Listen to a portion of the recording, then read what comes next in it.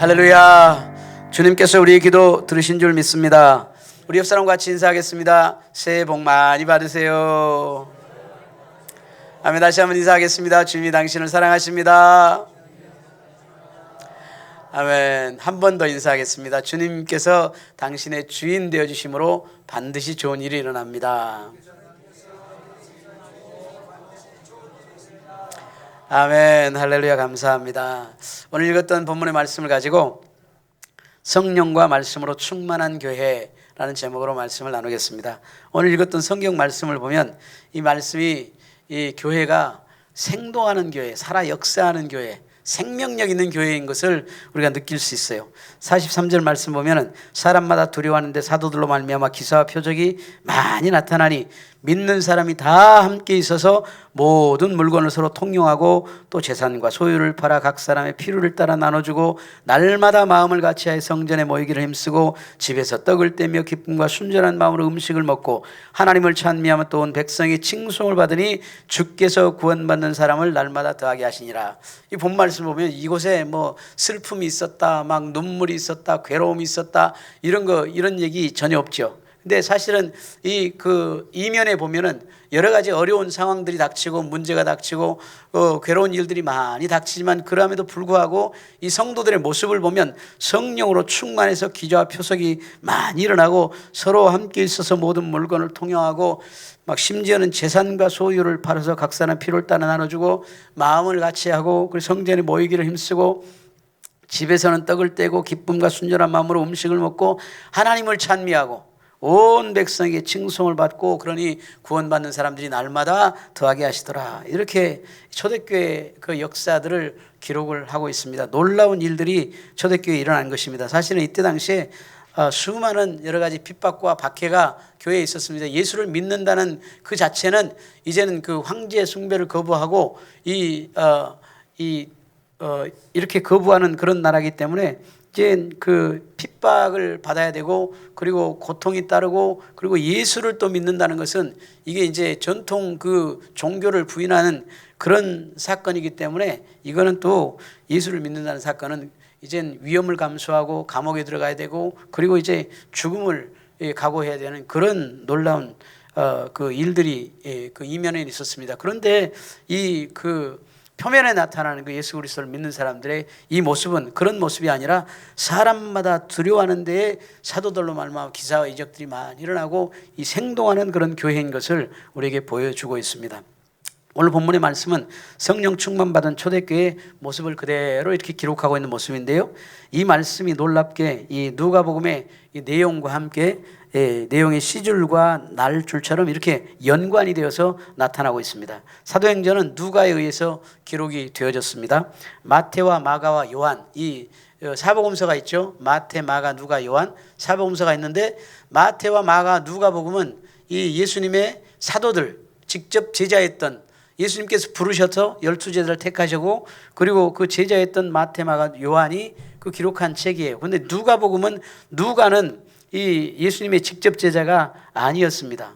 이 누가복음은 누가는 성령으로 충만해서 예수님을 깊이 이해하고 그리고 이 성령께서 역사하셔서 나타난 그런 기적과 이사들을 많은 그런 기적과 이사들을 이제 보고 듣고 그리고 이 기록한 그 성령 역사를 기록한 그런 사람이 바로 누가였습니다. 누가복음은 그래서 인자의 복음이라고 이렇게 얘기를 하는데 예수 그리스도의 인성, 예수님께서 이 땅에 사람의 모양을 입고 오신 그 인성에 대해서 강조를 하고 인간으로서 예수님을 가장 잘 나타내주는 성경이 바로 이 누가복음입니다. 누가는 의사였습니다.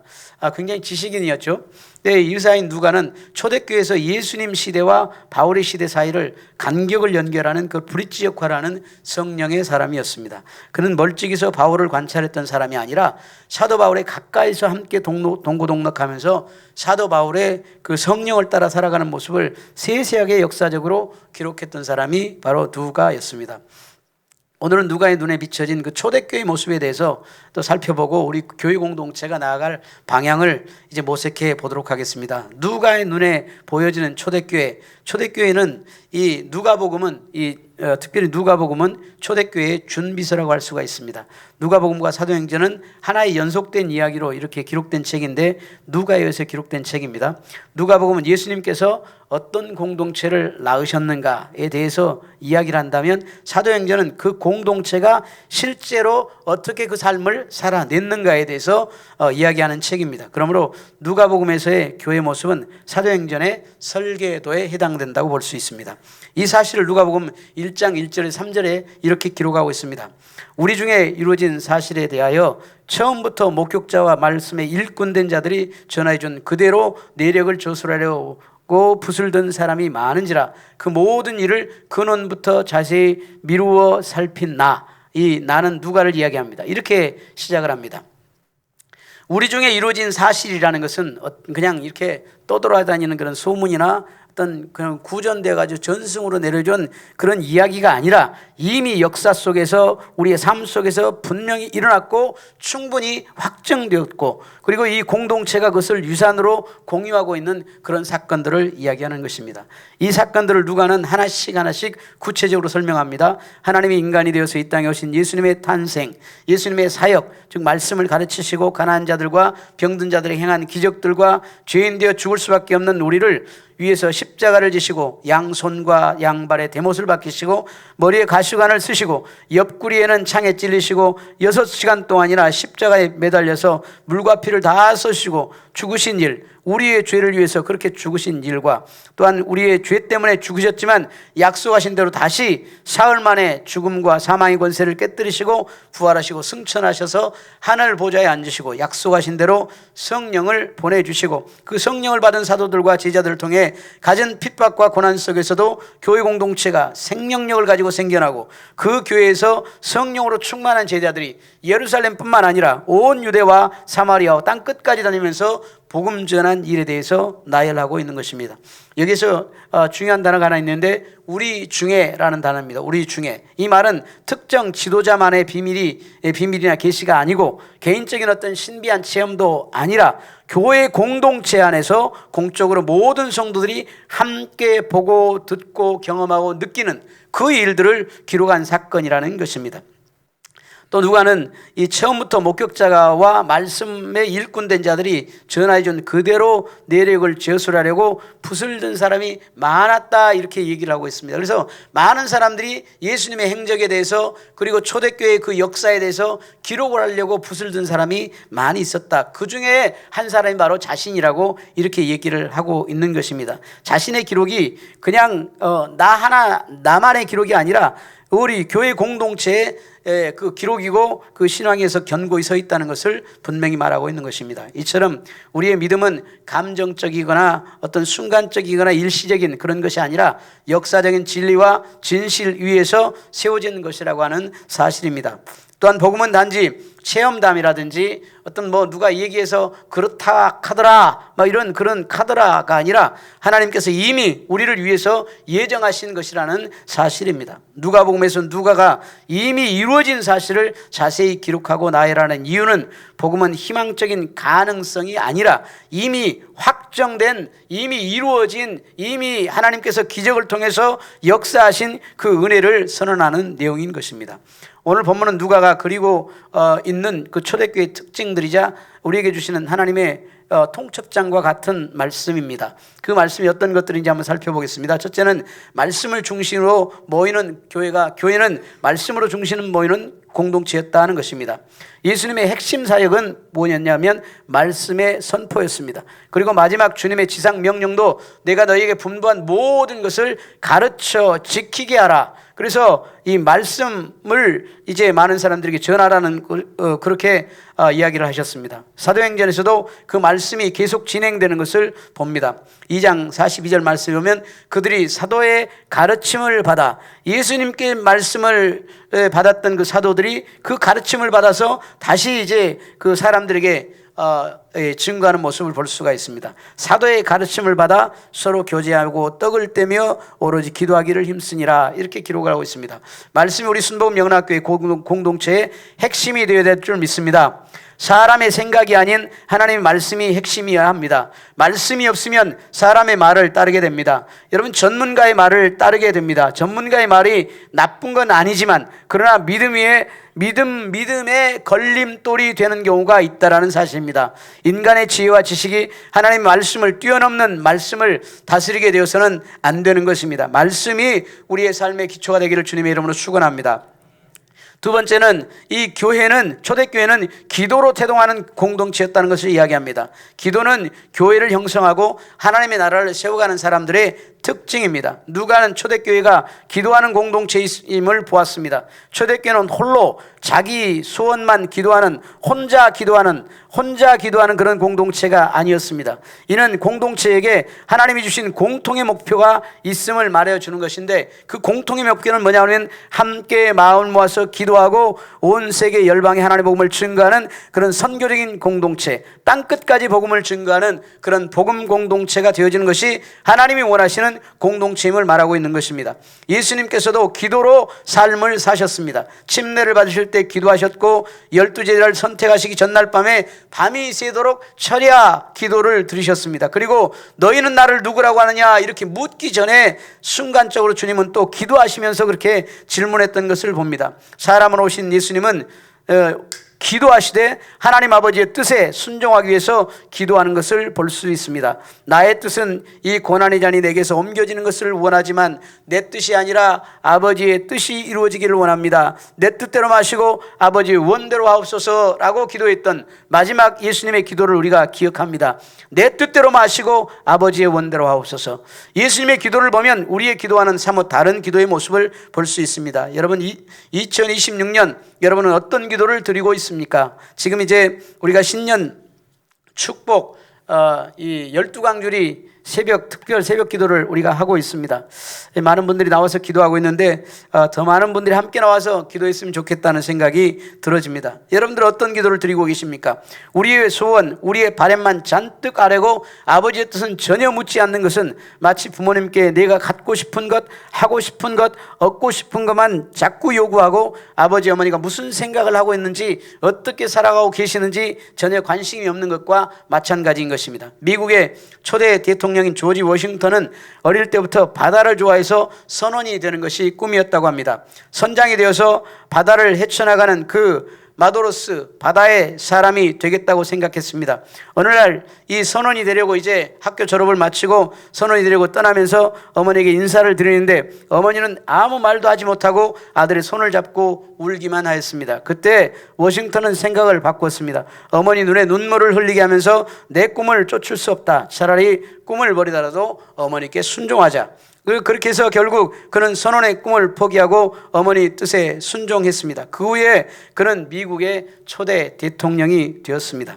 만약에 그때 어머니를 떠났더라면 그는 마도로스 선장이 되었을 것입니다. 그러나 이 자기의 뜻을 버리고 어머니 뜻을 따르고 순종을 선택했더니 그의 운명이 바뀌게 된 것입니다.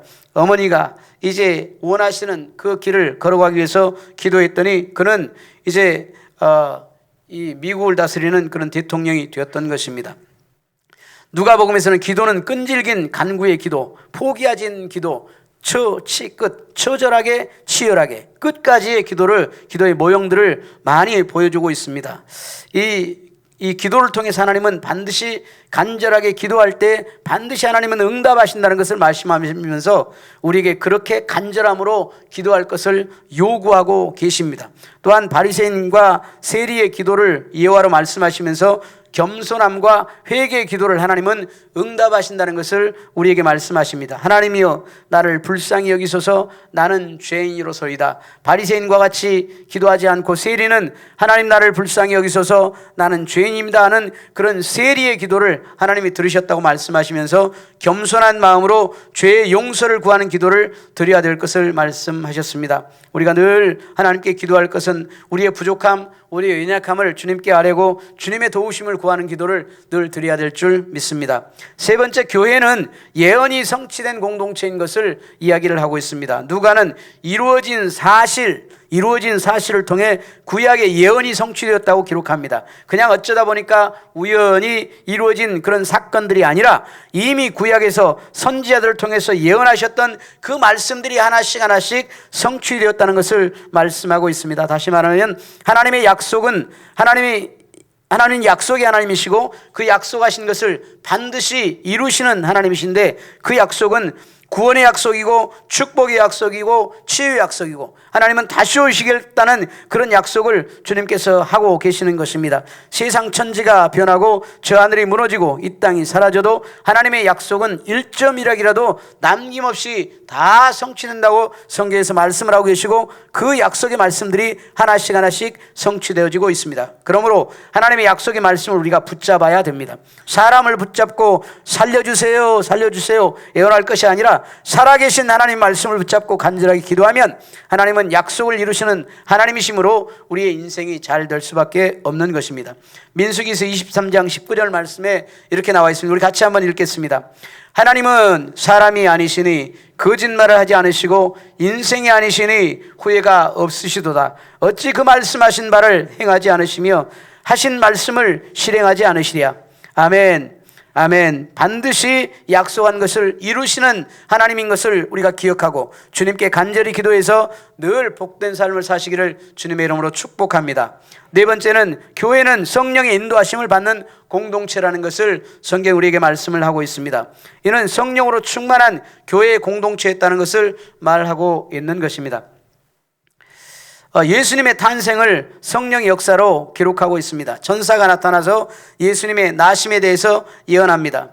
누가복음 1장에 보면 마리아가 천사에게 이르되 나는 남자를 알지 못하니 어찌 이 일이 있으리까? 천사가 대답하여 이르되 성령이 내게 임하시고 이 지극히 높으신 이의 능력이 너를 덮으시리니 이러므로 나실 바 거룩한 이는 하나님의 아들이라 일컬어지리라. 예수님의 나심이 성령을 통해서 되어졌다라고 기록을 하고 있습니다. 이뿐 아니라 예수의 어머니 마리아가 침례 요한의 어머니 엘리사벳을 문안하러 갔는데 엘리사벳이 그때 이 태중에 아이가 있는데 아이가 뱃속에서 기뻐 뛰놀게 됩니다. 그러자 엘리사벳이 성령으로 충만함을 받아서 큰 소리로 말합니다. 여자 중에 네가 복이 있도다. 네 태중의 아이도 복이 있도다. 이 성령이 감동하심을 받아서 이제 그렇게 축복하는 모습을 볼 수 있습니다.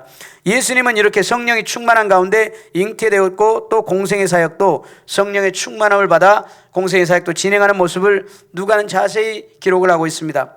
침례 요한은 누가복음 3장 16절에서 예수님께서 성령과 불로 세례를 베푸실 분이라고 이렇게 이야기를 합니다. 또한 누가복음 3장에 보면 이 예수님께서 침례를 받으실 때 성령이 비둘기같이 예수님 위에 임하신 것을 또 기록을 하고 있습니다. 또 누가복음 4장에 보면 예수님께서 광야의 시험을 받으러 가시는데 성령의 충만함을 입어 성령의 이끌리심을 받아 시험을 받으러 가셨다. 이렇게 기록을 또 하고 있습니다. 누가복음 또 4장 14절에 보면 갈릴리에서 공생의 사역을 시작할 때도 성령의 능력으로 사역을 시작하셨고 역사하셨다고 이렇게 기록하고 있습니다.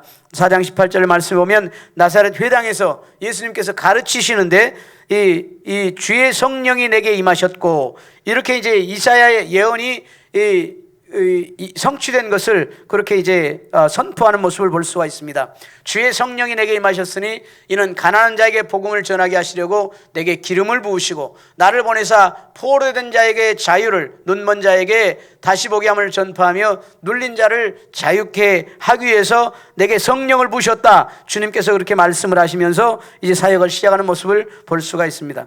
누가복음 11장 말씀에도 보면 기도를 가르치면서 이렇게 말씀하십니다. 너희 중에 아버지 된 자로서 누가 아들이 생선을 달라 하는데 생선 대신에 뱀을 주고 아들을 달라 하는데 전갈을 주겠느냐? 너희가 악할지라도 좋은 것을 자신에게 줄 알거든 하물며 너희 하늘의 아버지께서 구하는 자에게 성령을 주시지 않겠느냐? 그러면서 성령을 우리에게 선물로 주실 것을 약속하고 계십니다.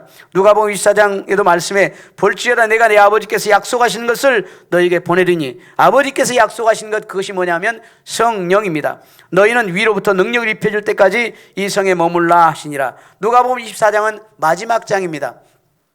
그런데 이 마지막 장과 연결된 사도행전 1장에 보면 그 약속하신 것을 너희들이 기다리라 하면서 이 예수님께서 승천하시기 전에 이 이 제자들에게 말씀을 하십니다. 그리고 그 약속하신 것을 마가다락방에서 이제 이 성도들이 모여서 기도할 때 120명이 모여서 기도할 때 그곳에 성령의 역사가 강한 바람같이 이 오순절에 임했던 것입니다. 이렇게 누가는 예수님에 대해서 탄생, 사역의 시작, 예수님의 가르침, 예수님 오면 교회 공동체 모두가 성령을 통해서 이루어지는 것을 이야기를 하고 있습니다. 우리 순복음 영락교회도 바로 성령의 역사를 통해서 지금까지 탄생했고 지금까지 성령께서 이끌어 주신 줄 믿습니다. 성령은 이와 같이 절대로 주님과 분리할 수 없고 예수님의 사역과 분리할 수 없듯이 우리의 일상과 우리의 일과 우리 교회와 분리할 수 없는 것이 바로 성령의 역사입니다. 성령이 아니면 우리는 아무것도 아닙니다. 할렐루야. 그래서 우리가 성령으로 충만한 삶을 사시기를 주님의 이름으로 축원합니다. 다섯 번째, 교회는 가난한 자와 약자를 품는 공동체라고 성경이 기록하고 있습니다. 초대교회의 비전은 분명합니다. 성령 받은 초대교회의 비전은 바로 가난한 자들에 대한 복음 전파인 것입니다. 병든 자, 죄인, 사마리아 여인, 이방 여인을 품는 것을 강조합니다. 고아와 또 이 병든 자들을 품는 그것을 바로 교회 사역으로 이야기를 하고 있습니다. 올해는 우리 교회가 주변을 더 살펴서 가난한 자와 병든 자, 소외된 자들을 돌보는 그런 교회가 되어야 되겠습니다. 우리가 기도에서 우리가 하나님께서 받은 은혜, 하나님으로부터 받은 은혜와 축복들을 많은 사람들이 흘려보내고 나누는 그런 삶을 사시기를 주님의 이름으로 축원합니다. 사복음서 중에서 누가복음에만 나오는 이야기가 두 가지가 있습니다. 하나는 선한 사마리아의 이야기고 다른 하나는 삭개오의 이야기입니다. 선한 사마리아인에 대한 이야기는 우리에게 큰 감동을 줍니다. 어떤 한 율법사가 예수님께 물었습니다. 내 이웃이 누구입니까? 그러자 예수님은 이런 비유를 들었습니다. 어떤 사람이 예루살렘에서 여리고로 내려가다가 강도를 만났습니다. 강도들이 그 사람의 옷을 벗기고 때려 거의 죽게 되었는데 그냥 버리고 가버렸습니다. 마침 한 제사장이 그 길로 내려가다가 그를 보고 피하여 지나가고, 제사장은 이 백성들을 주님께로 인도하는 사람이 제사장 아닙니까? 근데 제사장은 그 길로 내려가다가 그냥 그를 보고 피하여 지나갔습니다. 또 어떤 레위인도 그곳을 이르러 그를 보고 피하여 지나갔습니다. 레위인도 역시 성전 봉사를 하는 사람들이 레위인 아닙니까? 그런데 그 길로 내려가다가 그를 보고 피하여 지나갔다고 했습니다. 그런데 어떤 이 사마리아 사람은 여행하는 중에 이르러서 그를 보고 불쌍히 여겨 가까이 가서 기름과 포도주를 그 상처에 붓고 싸매고 자기 짐승에 태워서 주막으로 들어가 돌보아 주고, 그 이튿날 그가 주막 주인에게 데나리온 2를 주면서 말합니다. 이 사람을 돌보아 주라. 비용이 더 들면 내가 돌아올 때 갚으리라. 이렇게 이야기를 하는 것을 봅니다. 이 사마리아인이 진정한 그 상처받은 사람의 이 죽음에 이른 사람의 친구였던 것입니다. 삭개오가 있었습니다. 그는 여리고에 사는 세리장이었고 부자였습니다. 어느 날 예수님께서 지나가시는데 예수님이 어떤 사람인가 보고자 했지만 사람들이 많고 키가 작아서 만날 수도 볼 수도 없었습니다. 삭개오를 생각하니까 여러분 웃음이 나오시죠? 앞에 계신 분이 삭개오 같아가지고. 그래서 여러분, 이 삭개오는 앞으로 달려가서 예수님이 지나가시는 이 뽕나무 위에 올라갔습니다. 예수님께서 그곳을 지나시다가 뽕나무 위에 있는 삭개오를 쳐다보시고, 삭개오야 속히 내려오라. 내가 오늘 네 집에 유하여야겠다 하셨습니다. 여러분, 삭개오를 누가 알았겠습니까? 누가 관심을 가졌겠습니까? 그런데 예수님께서는 삭개오의 마음을 알고 있었던 것입니다. 그렇게 많은 사람 중에 삭개오를 주님은 알아보셨습니다. 그리고 삭개오의 간절한 마음을 꿰뚫어 보신 것입니다. 그래서 삭개오가 급히 내려와 즐거워하면서 예수님을 집으로 모십니다. 사람들은 예수님이 삭개오라는 남의 돈을 갈취하는 죄인의 집에 들어갔다고 이렇게 속닥거리면서 쑥덕거립니다. 그런데 삭개오가 예수님께 말합니다. 주여 보시옵소서, 내 소유의 절반을 가난한 자들에게 주겠사오며 만일 누구의 것을 속여 빼앗은 일이 있으면 제가 4배로 갚겠습니다. 이렇게 말하자 주님은 오늘 구원이 이 집에 이르렀으니 이 사람도 아브라함의 자손이미로다. 인자에 온 것은 잃어버린 자를 찾아 구원하며 하려 함이라 하고 말씀하셨습니다. 여러분, 선한 사마리아인의 문제는 문제 만난 자에 대한 문제 만난 자를 그 돌보는 교회에 대해서 이야기를 하고 있습니다. 또 삭개오의 이야기는 죄인들을 돌보는 교회를 말씀하고 있는 것입니다. 초대교회는 성령 충만받은 교회였고 그 성도들이 모여서 하는 일들은 예수 그리스도로 죄인들을 주님께 인도하여 예수를 믿어 자유케 하고 가난하고 소외된 자들을 돌보는 그런 교회라는 것을 우리에게 이야기를 하고 있습니다. 우리 순복음 영락교회가 이런 초대교회의 그 모습을 닮아서 하나님의 영광을 드러내는 그런 교회가 되기를 주님의 이름으로 축원합니다. 마지막으로 이 초대교회는 이 교회는 식탁 공동체였습니다. 초대교회는 예수님의 모습을 본받아 함께 식탁을 나누는 교회였습니다. 세리와 죄인과 식탁을 나누었고 바리새인의 집에서도 식탁을 나누었고 엠마오에서 제자들과 함께 떡을 떼셨습니다. 예수님께서 부활하신 후에도 제자들에게 나타나셔서 상을 차려 주셨습니다. 이 식탁은 이 서로 교제하고 용납하고 새 언약을 맺는 것을 상징하는 것입니다. 여러분, 그래서 주일날은 이렇게 예배를 딱 드리고 나면 예배만 딱 드리고 그냥 가버리지 말고 함께 식탁을 나누면서 교제를 하고 또 서로를 축복하고 위로하는 그런 저와 여러분 되시기를 주님의 이름으로 축원합니다. 이것이 초대교회 떡을 떼는 교회 공동체의 그런 모습인 것을 우리에게 보여주고 있습니다. 결론으로 말씀을 드리겠습니다. 이렇게 초대교회는 개인보다는 공동체를 귀하게 여기는 교회였습니다. 예수 그리스도의 몸인 이 교회를 아름답게 세워가는 그 성도들이었던 것입니다. 오늘 본문이 바로 그것을 말하고 있습니다. 42절부터 다시 한번 우리 함께 큰 소리로 한번 말씀을 읽어보도록 하겠습니다.